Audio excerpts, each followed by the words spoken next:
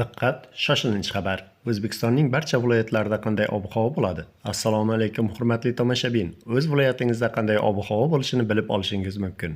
Buning uchun video ostidagi podpisatsiya va like tugmasini bosib qo'yishni unutmang.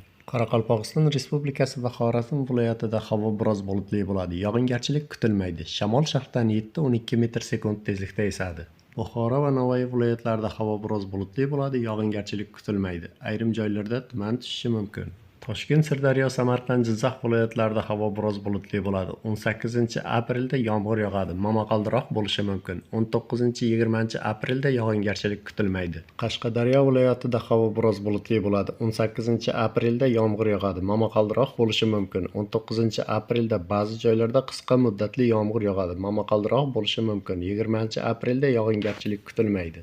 Andijon, Namangan, Farg'ona viloyatlarida havo biroz bulutli bo'ladi. 18-aprelda yomg'ir yog'adi, momaqaldiroq bo'lishi mumkin. 19-aprelda ba'zi joylarda qisqa muddatli yomg'ir yog'adi, momaqaldiroq bo'ladi. 20-aprelda yog'ingarchilik kutilmaydi. Respublikaning tog'li hududlarida havo biroz bulutli bo'ladi, vaqti bilan yomg'ir yog'adi. 17-19-aprelda ayrim joylarda yomg'ir kuzatilishi mumkin. Shamol sharqdan 7-12 metr sekund tezlikda esadi. Ba'zi joylarda 15-20 metr sekundgacha kuchayishi mumkin.